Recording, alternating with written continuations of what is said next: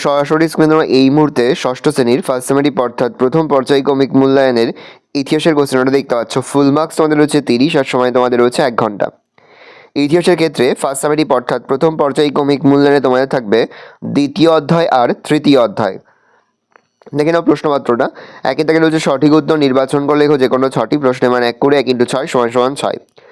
আদিম মানুষের জীবনের প্রথম জরুরি আবিষ্কার চাকা, আগুন, ধাতু, মাটির পাত্র, আগুন। আদিম মানুষের প্রথম হাতিয়ার ছিল গাছের ডাল, পাথরের অস্ত্র, লোহার অস্ত্র, তামার অস্ত্র। গাছের ডাল। লেজবিহীন উন্নত শ্রেণীর নরবানর হলো এপ, মানুষ, chimpanzee, gorilla. App. Homo habilis কথার অর্থ এপ থেকে মানুষ, দক্ষ মানুষ, দণ্ডায়মান মানুষ, বুদ্ধিমান মানুষ।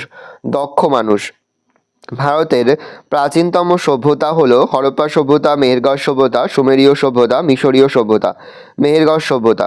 হরপ্পা সভ্যতা আবিষ্কৃত হয় 1921, 1922, 1929, 1974 খ্রিস্টাব্দে। 1921 খ্রিস্টাব্দে। হরপ্পা সভ্যতার বাড়িগুলি কী দিয়ে তৈরি হতো? কাদামাটি দিয়ে, কাঠ দিয়ে, পোড়া ইট দিয়ে, পাথর দিয়ে। পোড়া ইট দিয়ে। হরপ্পা সভ্যতার স্নানাগার পাওয়া গেছে লোথালে, হরপ্পায়, মহেঞ্জোদারোয়, কালীবঙ্গানে। মহেঞ্জোদারোয়। 2 থেকে রয়েছে অতি সংক্ষিপ্ত উত্তরভিত্তিক প্রশ্ন, যে কোনো 4টি প্রশ্নের মান 1 করে 1 × 4 = 4। হোমো স্যাপিয়েন্স কথার অর্থ কী? বুদ্ধিমান মানুষ। আদিম মানুষ কোন পর্যায়ে কৃষিকাজ শেখে? নতুন পাথরের যুগের প্রথম পর্যায়ে আদিম মানুষ প্রথম কৃষিকাজ শেখে। লুসি কি? লুসি হলো আফ্রিকা মহাদেশের ইথিওপিয়ার হাদার নামক স্থানে একটি প্রাপ্ত মেয়ের কঙ্কাল। হরপ্পা সভ্যতা ছিল ড্যাশ যুগের সভ্যতা, তামা ও ব্রোঞ্জ। হরপ্পা সভ্যতাকে আবিষ্কার করে প্রত্নতাত্ত্বিক দয়ারাম সাহানি। লোথাল কথাটির অর্থ কী? মৃতের স্থান। মেহেরগড় সভ্যতা কে কবে আবিষ্কার করেন? 1974 খ্রিস্টাব্দে, যা ফ্রাঁসোয়া জারিজ সাহায্য করেছিলেন রিচার্ড মেডো। সংক্ষিপ্ত উত্তরভিত্তিক প্রশ্ন, যে কোনো 2টি প্রশ্নের মান 2 করে 2 × 2 = 4। প্রথম প্রশ্ন খুবই গুরুত্বপূর্ণ। দাবানল কাকে বলে? উত্তর লিখবে বনে লাগা আগুনকে দাবানল বলা হয়। বনে গাছের ডালে ডালে ঘষা লেগে আগুন জ্বলে উঠে দাবানল সৃষ্টি হয় বা সৃষ্টি করে। আদিম মানুষ আগুন জ্বালাতে শেখার আগে দাবানলের আগুনকে সংগ্রহ করে কাজ চালাতো। আদিম মানুষ কেন জোট বেঁধেছিল? এর ফলে তার কী লাভ হয়েছিল? আদিম মানুষ হিংস্র জীবজন্তুর হাত থেকে নিজেকে রক্ষা করতে এবং তার খাদ্যের সংস্থান করার জন্য জোট বেঁধেছিল। জোট বেঁধে বাস করার ফলাফল 1। জোট বাঁধার ফলে আদিম মানুষ অনেকটাই নিরাপদ হয়। 2. একসঙ্গে শিকার করার সাহস অর্জন করে। 3. আদিম মানুষ নানা ধরনের হাতিয়ার তৈরি করতে শেখে। নেক্সট, আদিম মানুষ কিভাবে আগুন জ্বালাতে শেখে? মানব সভ্যতার বিকাশের ক্ষেত্রে মানুষের আগুন জ্বালাতে শেখা খুব গুরুত্বপূর্ণ বিষয় ছিল। আগুন জ্বালানোর কৌশল সমূহ। আদিম মানুষ দাবানল দেখে আগুনের অস্তিত্ব বুঝতে পারে। চকমকি পাথরের হাতিয়ার তৈরির সময় পাথরের ঠোকাঠুকিতে আগুন জ্বলে ওঠে, তা দেখে মানুষ আগুন জ্বালাতে সেটা শেখে হবে।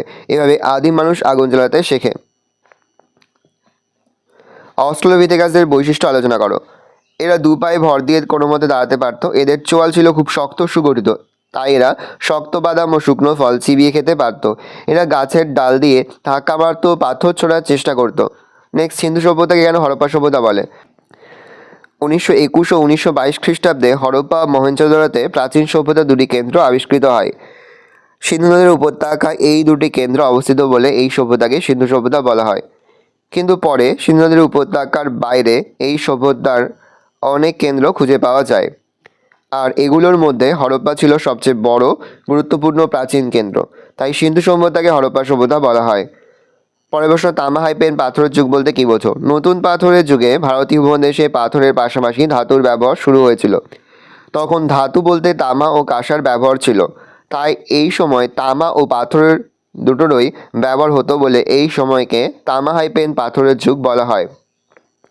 4 জায়গায় রয়েছে বিশ্লেষণাত্মক উত্তরভিত্তিক প্রশ্ন, যে কোনো 2টি প্রশ্নের মান 3 করে 3 × 2 = 6। আগুন জ্বালাতে শেখার পর আদিম মানুষের কী কী সুবিধা হয়েছিল? আগুন জ্বালাতে শেখার পর আদিম মানুষের জীবনযাত্রার ঘটে নানা পরিবর্তন। এর ফলে মানুষ শীতের প্রকোপ থেকে বাঁচতে শিখল, হিংস্র জীবজন্তুর হাত থেকে নিজেকে সুরক্ষিত করতে শিখল। এর ফলে মানুষের খাদ্যাভ্যাসের পরিবর্তন ঘটে। 4. আগুনে পোড়া নরম খাবার খাওয়ার ফলে মানুষের চোয়াল ও দাঁত ছোট হয়, তার শারীরিক পরিবর্তন ঘটে। নেক্সট, আদিম মানুষ যাযাবর ছিল কেন? আদিম মানুষ নানা কারণে যাযাবর জীবনযাপন করত। যেমন আদিম মানুষ নিজের খাবার নিজে উৎপাদন করতে পারতো না। আদিম মানুষ শিকার করে ও বনের ফলমূল সংগ্রহ করে তাদের খাদ্যের চাহিদা মেটাতো। আর বনের ফলমূল ও শিকার কোনো একটি নির্দিষ্ট এলাকার মধ্যে পাওয়া যেত না। তাদের বিভিন্ন স্থানে ঘুরে ঘুরে খাদ্য সংগ্রহ করতে হতো। এই সব কারণে আদিম মানুষ যাযাবর ছিল। নেক্সট, খুবই গুরুত্বপূর্ণ, মহেঞ্জোদারো স্নানাগার সম্পর্কে কি জানা যায়, লেখো। মহেঞ্জোদারোতে একটি সুগঠিত পাকা ইটের তৈরি স্নানাগার অর্থাৎ স্নান করার জায়গা আবিষ্কৃত হয়েছে। সেটি ছিল লম্বায় 180 ফুট ও চওড়ায় 108 ফুট এবং সমগ্র এলাকাটি 8 ফুট পাঁচিল দিয়ে ঘেরা ছিল। এর মাঝামাঝি অংশে একটি বড় জলাশয় দেখা যায়, যেটি ছিল 39 ফুট লম্বা ও 23 ফুট চওড়া, 8 ফুট গভীর। এই জলাশয়টিকে একদিকে যেমন বাইরের অপরিষ্কার জল ঢোকার ব্যবস্থা ছিল না, তেমনি অতিরিক্ত জল বের করে দেওয়ার ব্যবস্থা ছিল। এমনকি জলাশয়টিকে পরিষ্কার করার ব্যবস্থাও করা হয়েছিল। জলাশয়ে ঋতুভেদে ঠান্ডা ও গরম জলের ব্যবস্থা ছিল। অনেকে মনে করেন এটি ছিল অভিজাতদের জলকেলির স্থান। নেক্সট, হরপ্পা সভ্যতাকে প্রাগৈতিহাসিক যুগের সভ্যতা বলা হয় কেন? প্রাগৈতিহাসিক যুগে বা যুগ বলতে সেই সময়কে বোঝান যে সময়ে মানুষ লিখতে শিখেছে বা লিপির ব্যবহার শিখেছে। হরপ্পা সভ্যতাকে প্রাগৈতিহাসিক যুগের সভ্যতা বলা হয় কারণ হরপ্পা সভ্যতার মানুষ লিখতে জানতো। তবে হরপ্পা সভ্যতার লিপি আজও পড়া সম্ভব হয়নি। তবে এই লিপিগুলির সঙ্গে ব্রাহ্মী ও খরশ্রী লিপির মিল আছে। ডান থেকে বামে এগুলি লেখা হতো। নেক্সট, হরপ্পা সভ্যতার শিলমোহরের সম্পর্কে আলোচনা করো। হরপ্পা সভ্যতার বিভিন্ন প্রত্নক্ষেত্র থেকে অনেক শিলমোহর পাওয়া গেছে। শিলমোহরগুলি নরম পাথর ও কাদামাটি দিয়ে বানিয়ে আগুনে পুড়িয়ে তৈরি করা হতো। এগুলিতে লিপি ও প্রতীক চিহ্ন খোদাই করা হতো। শিলমোহরগুলিতে ষাঁড়, এক শিংওয়ালা একটি কাল্পনিক পশু, মানুষ, গাছ, জ্যামিতিক নকশা খোদাই করা থাকতো। বেশিরভাগ শিলমোহরে উল্টো নকশা খোদাই করা হতো। কাদামাটিতে ছাপ দিয়ে তা সোজা হতো। 5 দাবি রয়েছে ব্যাখ্যামূলক উত্তরভিত্তিক প্রশ্ন, যে কোনো দুটি প্রশ্নের মান 5 করে 5 গুণ 2 = 10। উপমহাদেশে নতুন পাথরের যুগে মানুষের জীবনযাত্রার বৈশিষ্ট্যগুলি সংক্ষেপে আলোচনা করো। ভূমিকা, এই যুগে মানুষের জীবনযাত্রার নানা পরিবর্তন ঘটে। যেমন 1, জীবিকা। নতুন পাথরের যুগের মানুষের প্রধান জীবিকা ছিল পশুপালন ও কৃষিকাজ। কুকুর, ভেড়া, ছাগল, গরু, গাধা প্রভৃতি ছিল এই সময়ে মানুষের প্রধান গৃহপালিত পশু। কৃষি সূচনার ফলে এই যুগে মানুষ কৃষিকাজকেই প্রধান জীবিকা হিসেবে গ্রহণ করেছিল। এই সময় বিভিন্ন কারিগরি কাজের সঙ্গেও মানুষ যুক্ত ছিল। 2, হাতিয়ার। নতুন পাথরের যুগে মানুষ তাদের পাথরের হাতিয়ারগুলিকে অনেক হালকা, ধারালো, উন্নত করেছিল। তারা তামার ব্যবহার শুরু করে। এ যুগে হাতিয়ার এবং যন্ত্রপাতি ছিল কাটারি, নিড়ানি, ছেনি, বর্ষা, বড়শি প্রভৃতি। বাসস্থান, এই যুগে মানুষ কৃষিকাজ শুরু করার পর স্থায়ীভাবে বসবাস শুরু করে। তারা কৃষিক্ষেত্রের কাছেই খড়, বিচালি, মাটি প্রভৃতি দিয়ে ঘর বানাতে শুরু করে এবং স্থায়ীভাবে বাস করতে থাকে।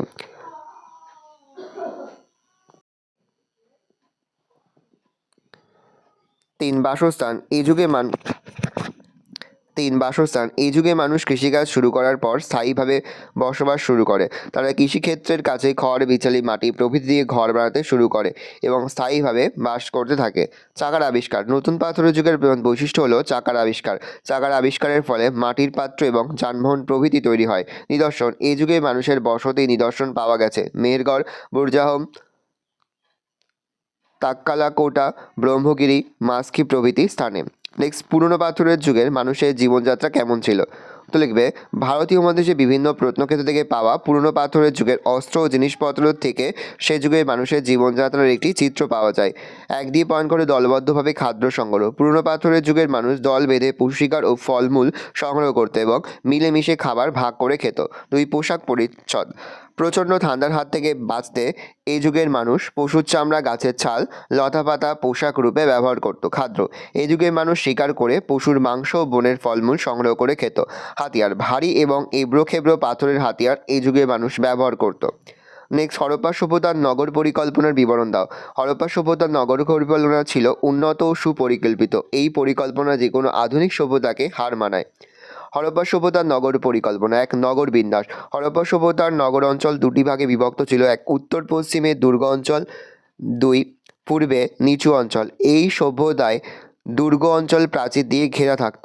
দুর্গ অঞ্চলে নগরের শাসক বা অভিজাতরা থাকতেন।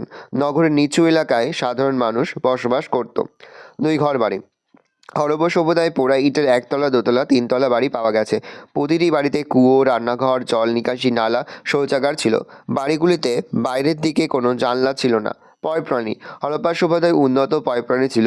বাড়ি থেকে ছোট নালার মাধ্যমে নোংরা জল বড় রাস্তায় ঢাকা নর্দমায় পড়তো। বড় রাস্তায় নর্দমা থেকে নোংরা জল শহরের বাইরে বেরিয়ে যেত। প্রতিটি বাড়িতে সেপটিক ট্যাঙ্ক ছিল। রাস্তার মোড়ে মোড়ে ছিল ডাস্টবিন ও কুয়ো। রাস্তাঘাট, হরপ্পা সভ্যতায় রাস্তাঘাটগুলি ছিল সোজা ও প্রশস্ত। রাস্তাগুলি 9 ফুট থেকে 34 ফুট পর্যন্ত প্রশস্ত ছিল। রাস্তাগুলিকে আলোকিত করার ব্যবস্থা ছিল। রাস্তাগুলি পোড়া ইট দিয়ে তৈরি হতো। গ্রিড পদ্ধতি, হরপ্পা সভ্যতার প্রতিটি নগর গ্রিড পদ্ধতিতে গড়ে ওঠে। উত্তর দক্ষিণ পূর্ব পশ্চিমে বিস্তৃত কক্ষগুলি পরস্পরকে সমকোণে খণ্ডিত করে একটি ব্লক সৃষ্টি করেছে। এর মাঝে বাড়িঘর নির্মিত হয়। নেক্সট, হরপ্পা সভ্যতায় পয়ঃপ্রাণীর ও নিকাশি ব্যবস্থা কেমন ছিল তা নিজের ভাষায় আলোচনা করো। খুবই গুরুত্বপূর্ণ একটা প্রশ্ন। উত্তর লিখবে, হরপ্পা সভ্যতায় ছিল উন্নত সুপরিকল্পিত নগর পরিকল্পনা, উন্নত পয়ঃপ্রাণীর জল নিকাশি ব্যবস্থা তারই প্রমাণ। হরপ্পা সভ্যতার প্রতিটি বাড়িতে কুয়ো, শৌচাগার, স্নানাগার এবং সেপটিক ও নর্দমা ছিল। বৃষ্টির জল ছাদ থেকে পোড়া মাটির নল দিয়ে বাড়ির নর্দমায় পড়তো। প্রতিটি বাড়ি থেকে ছোট ছোট নর্দমার মাধ্যমে নোংরা জল রাস্তার বড় নর্দমাতে গিয়ে পড়তো। নর্দমাগুলি পাকা ও ঢাকা দেওয়া ম্যানহোল ছিল। নর্দমাগুলি নিয়মিত পরিষ্কার করা হতো। রাস্তার মোড়ে মোড়ে ডাস্টবিন রাখা থাকতো। নিকাশি ব্যবস্থা, রাস্তার পাশে বড় নর্দমা ছিল। উপরোক্ত ব্যবস্থাগুলি আধুনিক নগর পরিকল্পনাকেও প্ল্যান করে দেয়। ভালো করে দেখে নাও, এই রয়েছে টোটাল তোমাদের ফার্স্ট সামারি অর্থাৎ প্রথম পর্যায়ক্রমিক মূল্যায়নের ষষ্ঠ শ্রেণীর ইতিহাসের প্রশ্নপত্র। ভালো করে প্রশ্নপত্রটা দেখে নাও। আশা করি ভিডিওটা ভালো লেগেছে। ভিডিও ভালো লাগলে ভিডিওকে লাইক করে দেবেন। আমার নতুন হওয়া লাল কালার সাবস্ক্রাইব প্রেস করে পাশে বেল আইকন প্রেস করার জন্য নতুন কোনো ভিডিও আপলোড করি সবার ফার্স্ট নোটিফিকেশন পেয়ে যাও। আর এই ভিডিওটি তোমার বন্ধু বান্ধবী আত্মীয়স্বজন সবার মধ্যে কিন্তু অনেক শেয়ার করে দেওয়ার বছর ষষ্ঠ শ্রেণীতে পড়ছে। আমরা কিন্তু ইতিমধ্যে ষষ্ঠ শ্রেণীর প্রতিটি বিষয়ের সিলেবাস প্রশ্ন এবং নমুনা প্রশ্নপত্র কিন্তু আপলোড করে দিই। এখনও পর্যন্ত সেই ভিডিওগুলো না দেখে থাকো, ভিডিওগুলো কিন্তু তাড়াতাড়ি দেখে থাকো। তোমাদের সকলকে জানাই আগাম পরীক্ষার অনেক শুভেচ্ছা এবং অভিনন্দন। আশা করি সকলের পরীক্ষায় খুব ভালো হবে। কোনো প্রশ্নের উত্তর লিখতে বা বুঝতে যদি কোনো রকম অসুবিধা হয় তাহলে কিন্তু নির্দ্বিধায় কমেন্ট সেকশনে কমেন্ট করে জানাতে একদমই ভুলবে না। ভালো করে দেখে নাও।